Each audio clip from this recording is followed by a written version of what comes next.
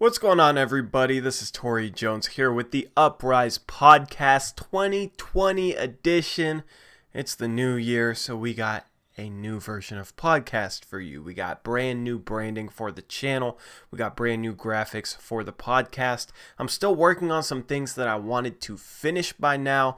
I'm working on a video intro and a video outro, but those things should be coming up soon as well because we're completely decking out this channel.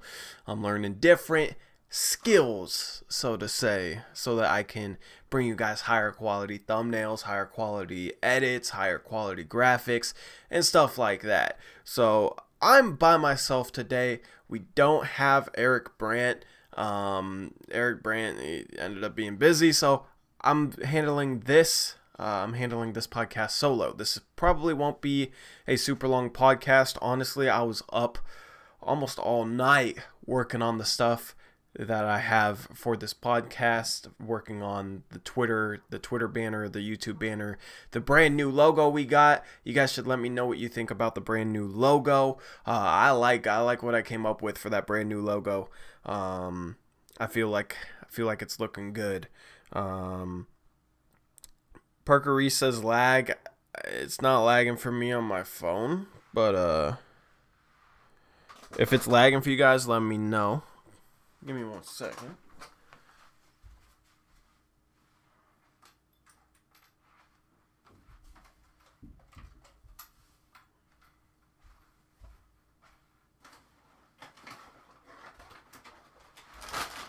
All right.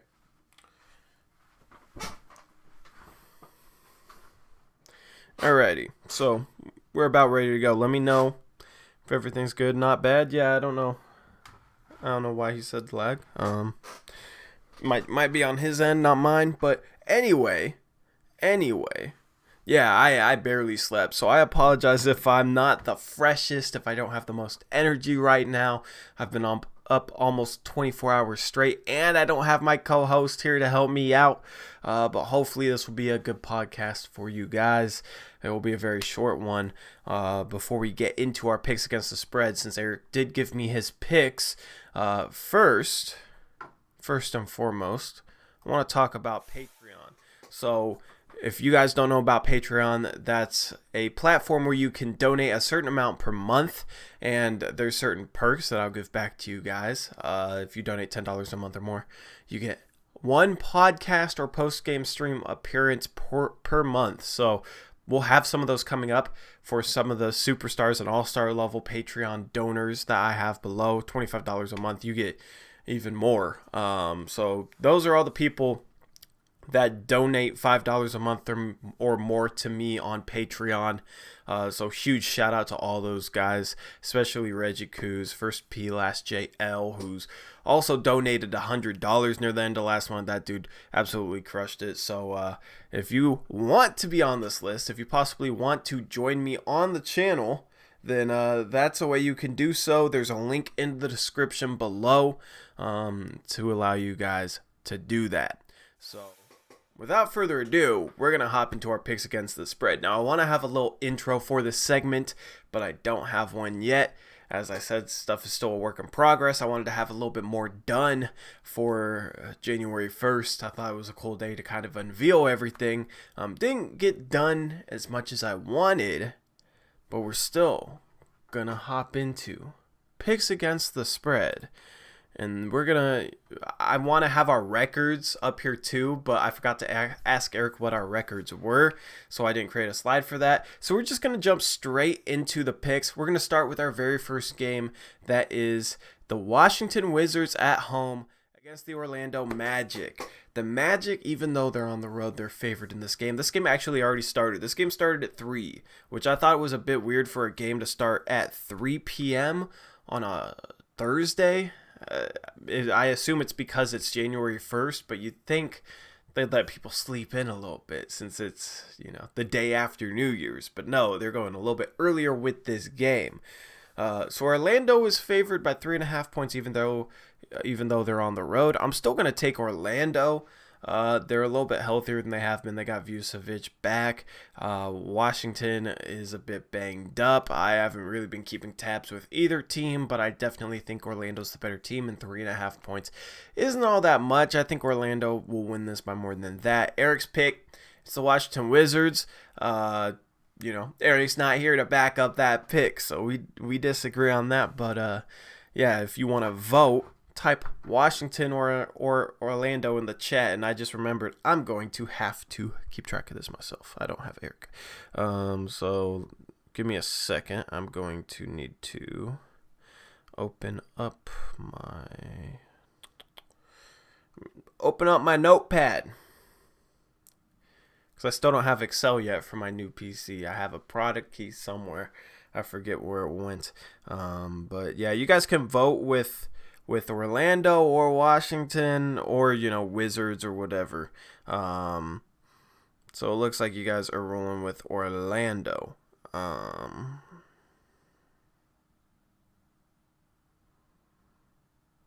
Jonathan Isaac apparently left the game already. As I said, this game already started. So we're, I made this pick before the game. Liking the new setup, says Henry, BUI. Yeah, man, I'm loving it.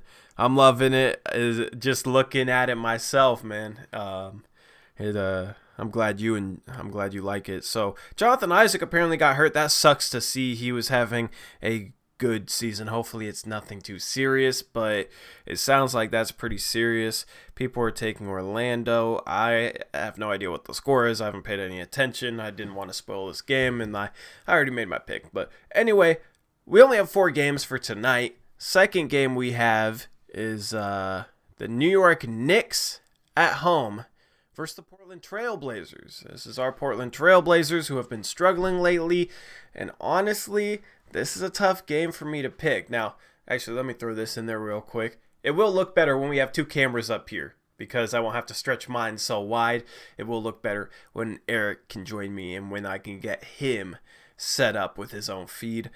This segment will, the layout will make a little bit more sense. But the Blazers, man, I was hesitant to pick them. I mean, I know it's the Knicks. I know the Knicks suck, but it's in New York. It's New Year's Day. The Blazers went out yesterday. They've been playing really, really bad. The Knicks have a couple of guys that, if they get hot, can really have a big impact. You look at Julius Randle, you look at Marcus Morris, and then, they got Mitchell Robinson at center, who isn't the easiest guy to deal with, and Portland's super banged up at center. But despite all that, I'm still going with the Portland Trail Blazers. I can't pick the Knicks to beat the Portland Trail Blazers. I just can't do that. Portland isn't playing that bad yet. So I'm still going to roll with Portland. If the spread was a little bit higher, if the spread was like 6.5, 7.5, I wouldn't roll with Portland. But I'm rolling with Portland for now, and I assume that you guys are probably going to roll with the Blazers as well, per usual. Eric Brandt's also rolling with the Blazers. That's that game. Hopefully we're right on that. I'm not trying to deal with any drama. I want us to blow a team out. And if we don't blow them out, at least beat them. If we don't cover the spread, at least beat them. If we lose to New York Knicks, things are worse than we thought. So going into our third of 4 games, we got the Milwaukee Bucks playing host to the Minnesota Timberwolves. And Milwaukee is a whopping 17.5 point favorite. Also, negative means favorite. I know that might be confusing to some of you who aren't used to that, but negative means favorite. The Bucks. That might be the biggest spread we've seen all season. Maybe I'm wrong. Maybe Eric can correct me on that, but I don't think I've seen a bigger spread all season long. So I don't know. It's tough. It's tough to roll with the Bucks there then. So I'm rolling with the Timberwolves. It's 17.5 points is too big of a spread for me to pick Milwaukee.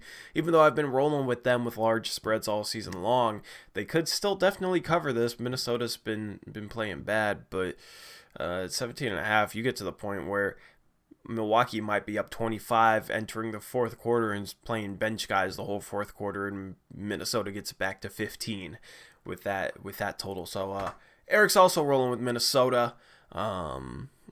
that should be a blowout. There shouldn't be any question about who's going to win that game. I'd be shocked if Minnesota won, but that spread is very, very high. Let me check to see what you guys are rolling with. I also talk about David Stern too. That's something I forgot to mention in the intro. That's something that I'll talk about. Didn't really plan on talking about him. And then he passed away, so definitely have to address him. Bucks, Timberwolves.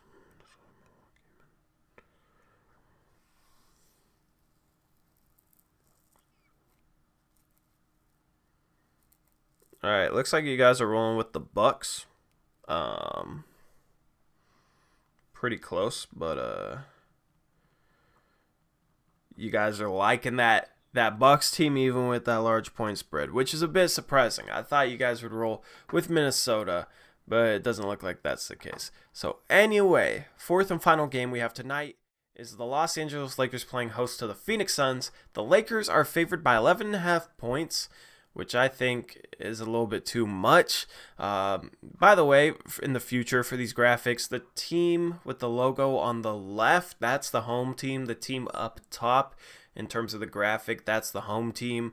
I forget if I said that or not, but that's how I'm doing it. Lakers as 11.5 point favorites. That's a bit too much. I think that's an easy Suns pick. I think that's the easiest pick of the night. Eric disagrees with me. He's going with the Lakers. I was a bit surprised to see that. Suns are finally healthy and have their full team together. They just had that big comeback against the Portland Trail Blazers. If they play remotely as well as they did against the Blazers, and I can't see them losing by more than 12 points. So I think that spread's a little bit too much. Even though the Lakers are playing at home, I think the Suns keep it under 11 or 10 points. I got log your guys' pick. Got a lot of Suns votes. Alrighty. Caleb Jackson says, just got here and this is fine. Yeah, man. I've been working on this the past few days, and I was up all night working on the graphic, working on the Twitter banner. You guys gotta let me know what you think of like the Twitter, YouTube banner, as well as the new logo. Maybe you guys already said it, but I wasn't looking at chat. I'll make sure to catch you guys in chat. That's what's harder about doing one of these by myself, is it gives me less time to sit back and look at chat. A lot of times I'll kind of hear Eric and I'll kind of read chat. It's a lot more difficult when you're recording by yourself. Hyperextended left knee for Isaac. That's good news. It's good to see that he didn't end up losing his season. At his age, if he ended up going down with something bad, with something big injury-wise, that would have been devastating for the team, because they need him, especially given what he provides them on the defensive end. And then he's a young guy. You don't want to see young guys like that go down. So it's good that it's only a hyperextended knee. That's still not good, but that's better. So anyway, that wraps up the fancy part of the podcast.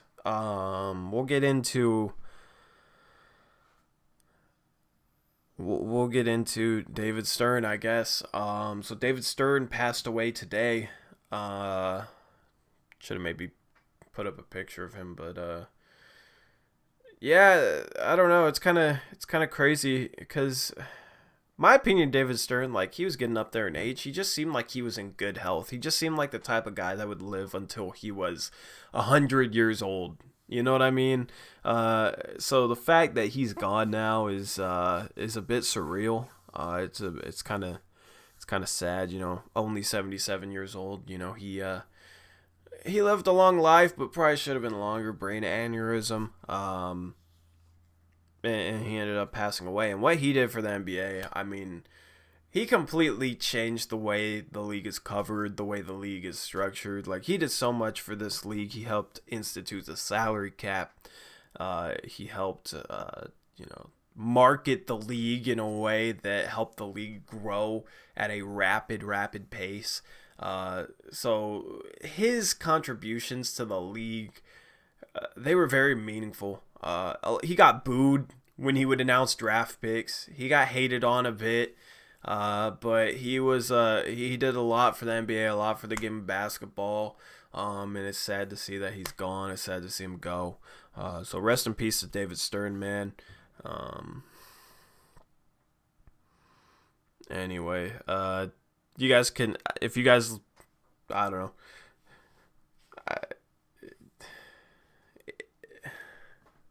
It's not like I don't really know what else to say is in regards to David Stern. You know what I mean? Like I see people, I see people on ESPN, former players, former colleagues or whatever, have all these stories. They can just talk and talk and talk about him.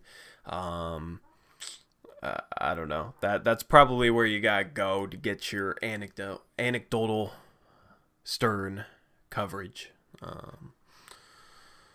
But anyway, yeah, Eric's at a Christmas party. Eric's at a Christmas party in January.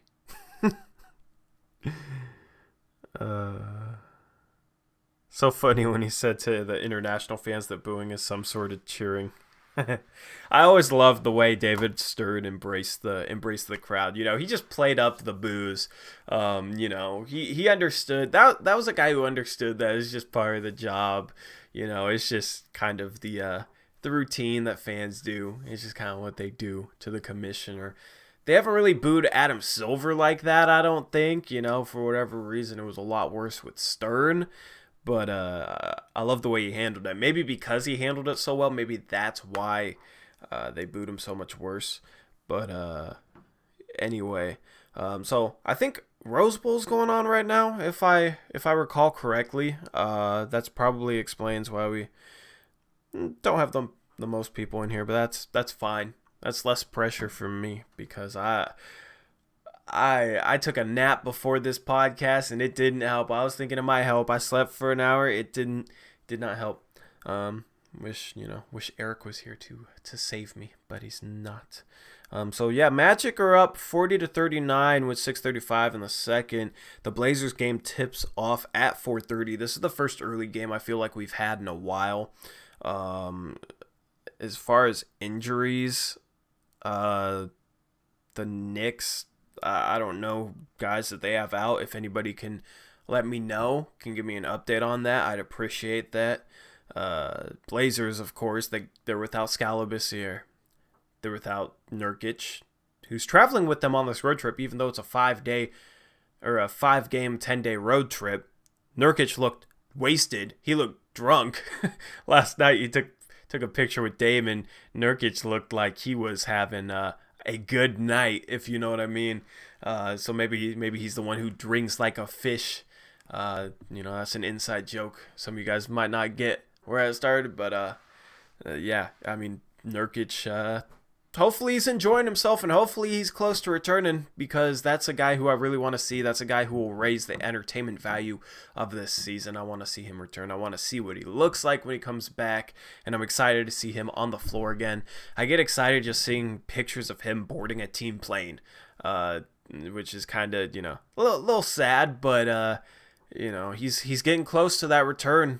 It might be less than a month. It might be the end of this month that Nurkic is back. It'll probably be into February, but I wouldn't rule out late January. The last 5-6 days of January might be when Nurkic is coming back. But Blazers without Nurkic, Hood, Collins, and Labissiere. It'll be interesting to see how they handle that center position. Luckily, other than Mitchell Robinson, the Knicks don't really have anybody at that position that wows you. They don't really have anybody at that position who's all that dominant. Their backup center is Bobby Portis, I think. That guy's kind of a finesse big man. Not that efficient, but can kind of score the ball from all three levels. I just dropped my phone on my foot. He can kind of score the ball at all three levels. But he's a perimeter player, you know what I mean? So he's the type of guy that you could possibly be okay with putting an Anthony Tolliver on. Now, in terms of our rim protection, we can't be giving up. Line drives to the rim, straight line drives to the rim.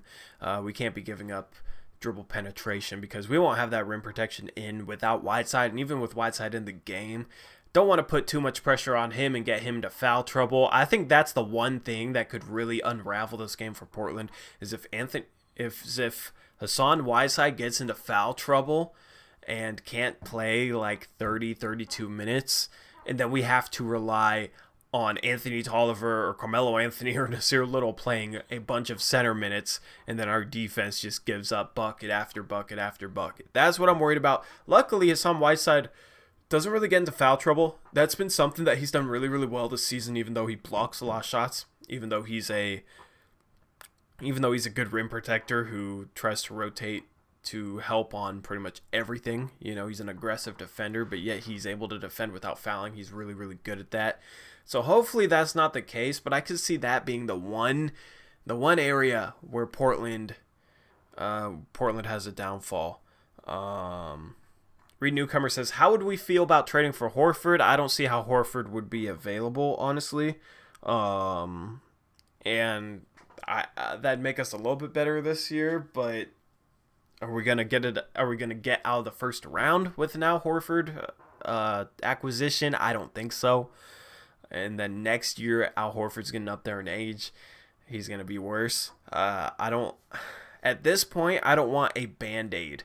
I want somebody that's either really, really good, or I want to trade for a bad 2-year contract like a Nick Batum. Like, I'd trade Whiteside for Nick Batum, try and get some assets out of Charlotte. We'd need enough assets to take on that contract, and then use Nick Batum's contract as an expiring contract via trade next season.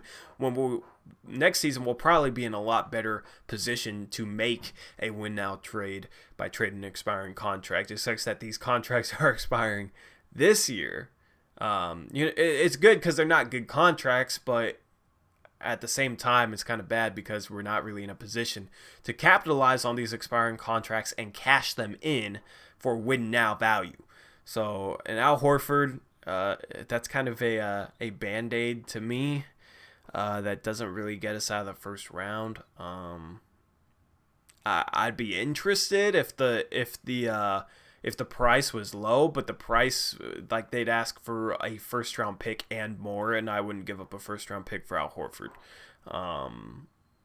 He's kind of there with Kevin Love this season. Al Horford has kind of taken a step back. Maybe that's due to the personnel he's playing with, the situation, but he's kind of taken a step back. So I'm not a fan of, like, Horford, Love, guys like that. And I haven't heard anything about him being available either. So, anyway... 76ers, Bucks, Heat, Celtics apparently have interest in CJ. Where'd you hear that, Trevin? I haven't heard that, but then again, I've been in a cave basically working on these edits.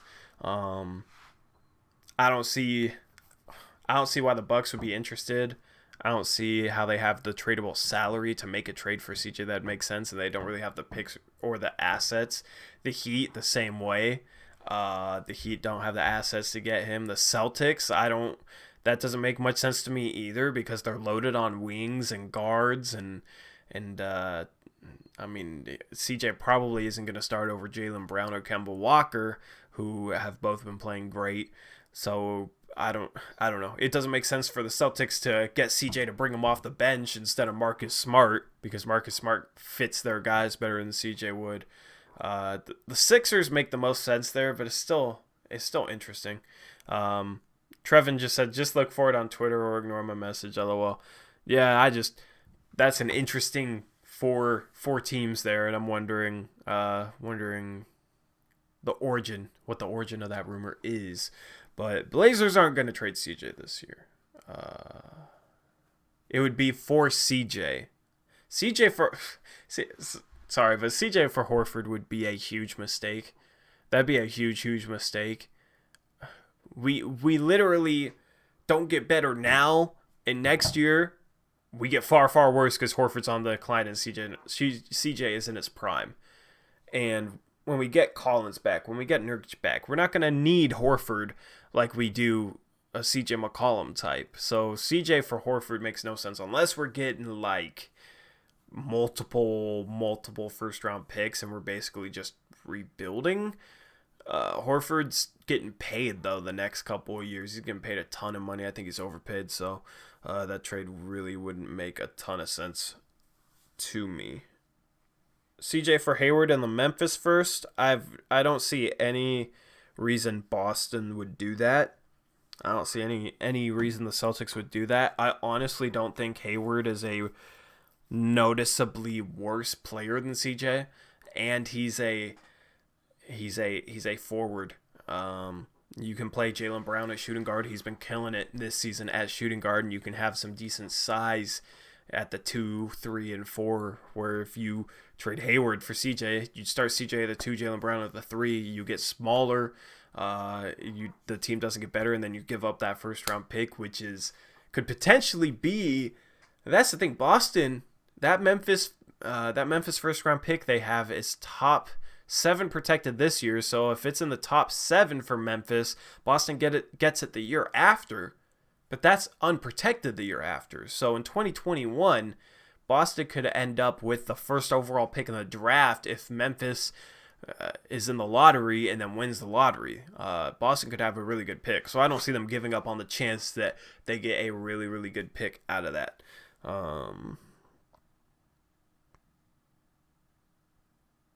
Andrew Bobrick says, Woj was on ESPN and said those teams have interest in CJ. That's interesting. Yeah, that's just, I assume, I'm not surprised by the Heat having interest. I just don't see how they can make a trade happen. I'm a little bit surprised by the Bucks having interest because I don't think they'd really want to rock the boat. They're 30-5. The Sixers, it makes sense because they kind of need a perimeter go-to scorer, a guy who can score from the guard spots and score from the three-point line, create his own shot, be a go-to guy with the game on the line because Ben Simmons isn't that guy. Josh Richardson isn't that guy. Tobias Harris isn't really that guy. He's not that guy like CJ could be. So the Sixers, I definitely see that, but the other teams, it's just a bit surprising to me. But if it came from Woj, then it's probably true. Woj is as good as it gets. So I definitely don't doubt that those teams do have interest. I'm just a little bit surprised at it.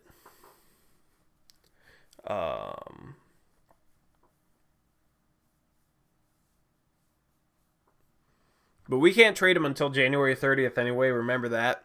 I got to throw that disclaimer out there. We got to remember that. What's up, Henry M? Yo, brothers. Let me check the Rose Bowl score, because I assume there's a lot of people watching that right now. A lot of people that watch my channel that are watching that. Yeah, it's a halftime. Okay, it's a halftime. So, I'm not going to... Some people might be waiting for the DVR, so I'm not going to spoil the score. If you're waiting... I highly doubt anybody's watching this podcast and DVRing the Rose Bowl to watch later. But if they are, then that's awesome. Who has given up on the season?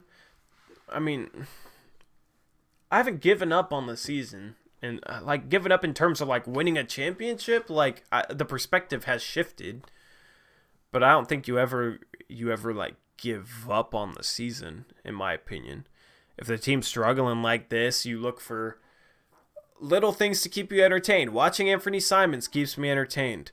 Carmelo is returning to New York. That's going to be entertaining. Damian Lillard can always put on a show. That's going to be entertaining. You know, even if they lose, there's still some entertainment value in there, in my opinion. And the thing is, we're still like battling for a playoff spot. I mean, who knows? We could go on a huge run and you know, we'd probably need to add players and make moves to go on a huge run, but we could go on a huge run after the trade deadline, depending on what we do, and we could rattle off a big winning streak given some of the competition we have and given the possible improvements we'll have to our roster, and hopefully the possible improvements that Terry Stotts will make.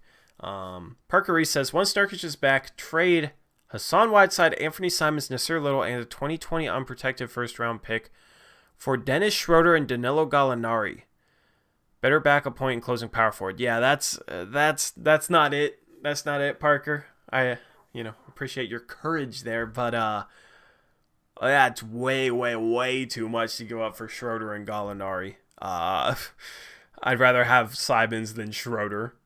And I'm definitely not giving up an unprotected first and Nasir Little for Danilo Gallinari. That doesn't make us that much better this year. We're not getting out of the first round with that lineup. And then Danilo Gallinari is going to be a free agent. Dennis Schroeder doesn't. He's far smaller than Anthony, so he's a worse fit than Anthony when it comes to playing next to Damon CJ. And Dennis Schroeder has always been overrated, in my opinion. Hasn't been that efficient. So that's not that's not it. Let's just say that. Tori, do you think we'll make it back to a 500 record? I have no idea. I've tried to predict future games. We got close to getting back, and then we blew that New Orleans game, and then we've lost 4 straight since then. We're 14-20 going into the new year. I was just saying we just got to be at 500. We're 6 games below 500, so I don't know. I'm just gonna take it a game at a time, not look too far ahead. I've said that before this season, but that's what I'm going to do. I'm going to try and find things to enjoy in regards to watching this team. I'm going to enjoy watching Anthony. I'm going to enjoy watching Nasir Little play a little bit. I've been enjoying watching Gary Trent Jr. play lately. He's impressed me. I'm kind of hopping on board the Gary Trent Jr. train. And then, we're waiting for Nurkic's return. Once he returns, that's going to be fun. So I haven't given up on the season. Maybe, the perspective has shifted from let's win a championship to let's just enjoy Blazer basketball. You know what I mean? Because it would be more boring without Blazer basketball. I enjoy Blazer basketball regardless. So I'm just going to enjoy the season because it's kind of going by fast. This is the fastest the season has gone by. We're literally on to game 35 tonight. We're almost halfway done with the season. That's absolutely crazy. So let's just enjoy Blazer basketball while it's here. And we have the trade deadline coming up too. Also got potential trades, says Trevin. 100% correct. We got the trade deadline coming up too. So that'll be entertaining to see what happens. There's too many entertaining things here that are entertaining despite the fact that the Blazers are playing really, really bad basketball right now. So not going to tune out on things. Even if I wasn't covering the team, I would never tune out on things in that sort of way. I wouldn't give up on watching the season. But I can also understand fans being frustrated and not really into things right now. I definitely can tell just based on the viewer numbers. When the team's playing well, it's a lot better than when the team's playing bad. That's what I've learned. That's what I've learned from my past experience. But hopefully they start playing well. I think that's what we all want to see. Even the people that I get on in Twitter wars with, we want the same thing. We want this team to play a lot better. What's up, First P Last JL? Said, I'm surprised Neil Olshey hasn't made a trade yet. Honestly, I'm not. Shout out to Henry M for the $5 donation. Says, I'm still Stotts out. Love the Blazers. Love the channel.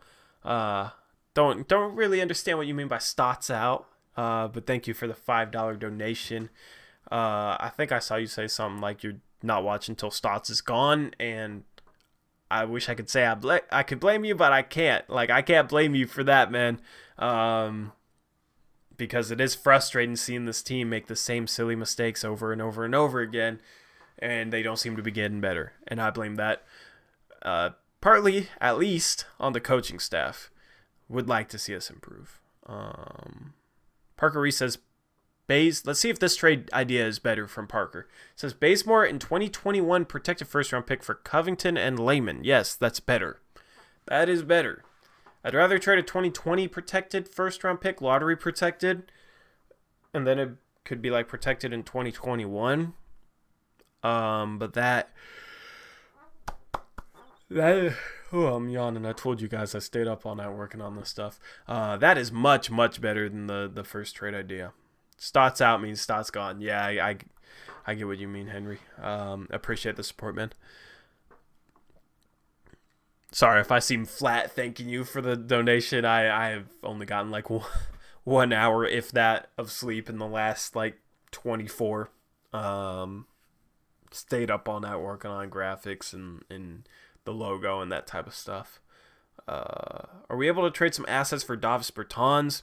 Washington really wants to hang on to Bertans. Washington's an interesting team to watch in terms of what they might do. They might look at John Wall coming back, and they might try and get back to possibly contending, like close to contention like they were a couple seasons ago. What I would watch out for from the Wizards would be possibly trading for like an Andre Drummond. And then if you look at like Wagner's killing it, they'd probably trade like Thomas Bryant and some collection of picks like Troy Brown Jr. They do have some solid assets to give up for Andre Drummond. That's a team. You look at like Bertans, Hachimura, Bradley Beal, John Wall, Jordan McRae's super underrated this season. He's been playing really, really well. And then you add like an Andre Drummond to that with Wagner as well. Like that's a really, really solid core that I think would definitely make the playoffs next season, especially if John Wall is able to get back and be somewhat resemblant of who he was before. Reed Newcomer says, can we all just accept the fact we are getting Kevin Love? I'm not going to accept that. I don't think that's going to happen. And if that happens and we give up a first-round pick for him or one of our 3 young prospects, I'll probably be upset. Kevin Love doesn't make us that much better. Kevin Love doesn't fix our defensive issues. Kevin Love doesn't really fix our ball movement, in my opinion. Kevin Love doesn't fix the issues that have been plaguing this team. Colton says, Tori, you should do a live stream while watching the game so we can talk about the game and stuff. That's been recommended a ton. The problem is I watch internet TV, so my stream would be below your guys'. It would be a little bit later than your guys' stream, so you guys would see what's happening before I do. You guys would have the time to comment what's happening before I do. That's the only problem with that. That's the only reason why I haven't done that yet. So if I can work around that, watch with cable or something, then that might be something later on in the season that I could do. Eric Brandt says, I'll pick up the energy on the post-game show for you. Shoot, man, I might just have you do it by yourself. I don't know. I'm tired, man. You guys should be proud of me for getting up out of bed and running this. On Twitch, you can react to it. King of the Fourth Quarter did that in the playoffs. But I couldn't show it on the screen, though. Like, you guys would have to watch your own feeds, and that would be ahead of mine, and that would be the thing there.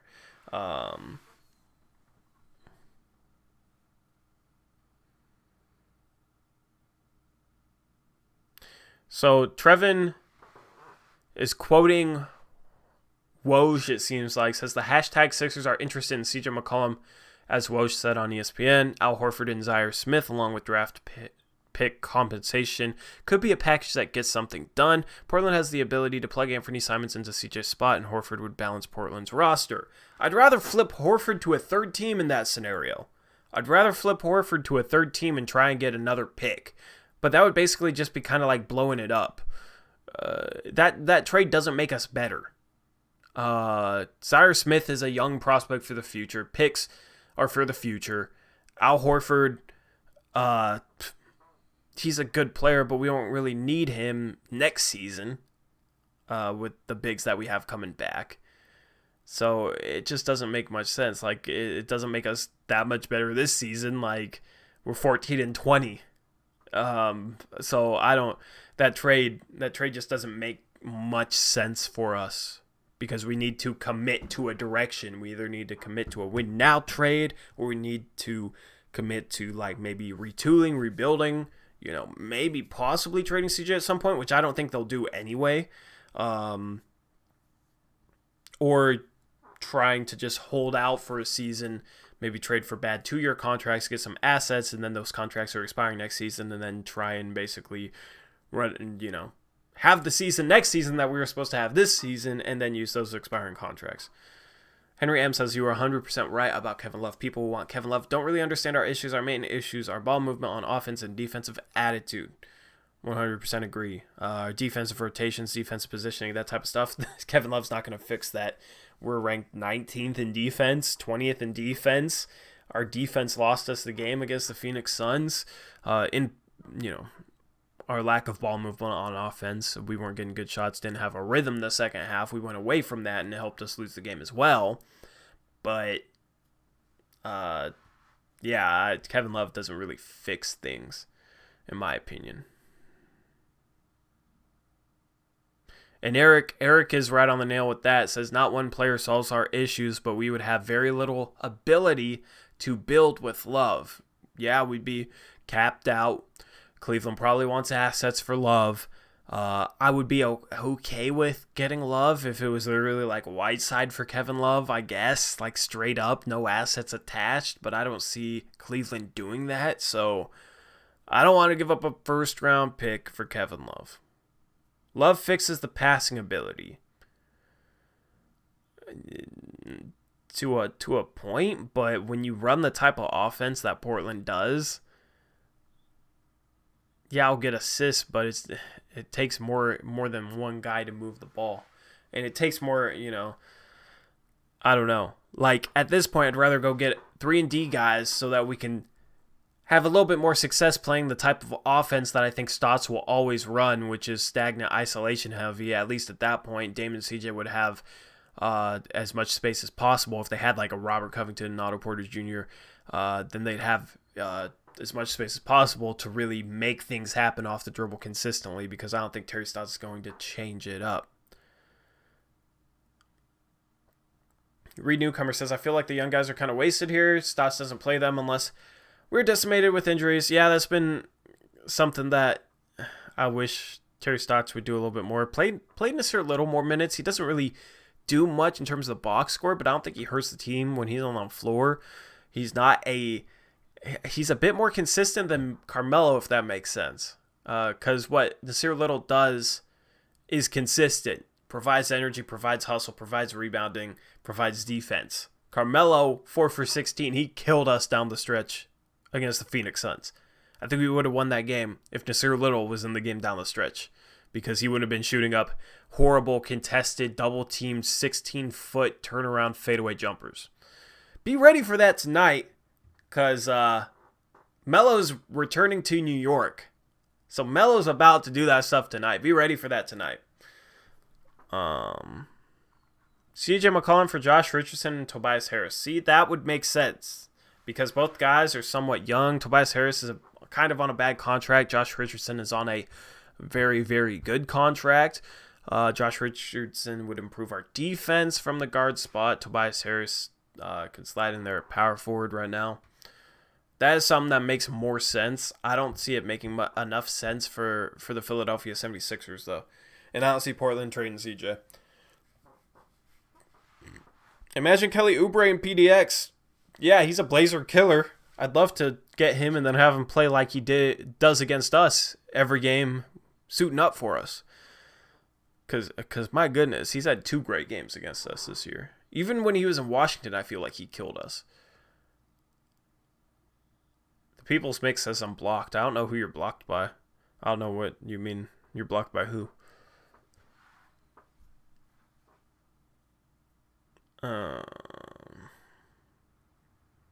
Love for Whiteside equals even less defensive presence. Love has been completely useless for the Cavs in the playoffs. I mean, we'd be replacing. It wouldn't be like replacing Whiteside with Love. It'd be like replacing Whiteside with Nurkic and then using Whiteside's contract to get Love.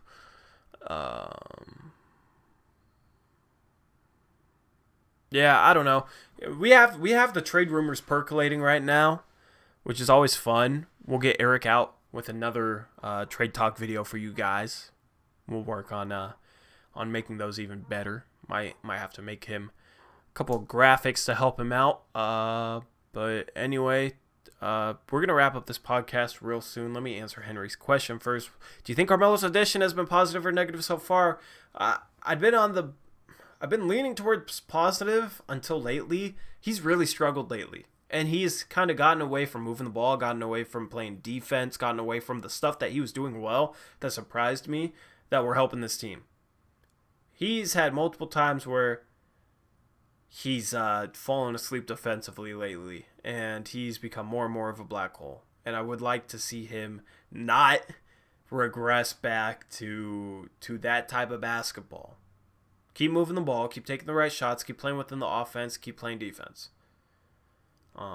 So it'll be interesting to see how his season progresses for us, because I still think the jury is out on whether or not Melo is possibly helping this team or hurting it.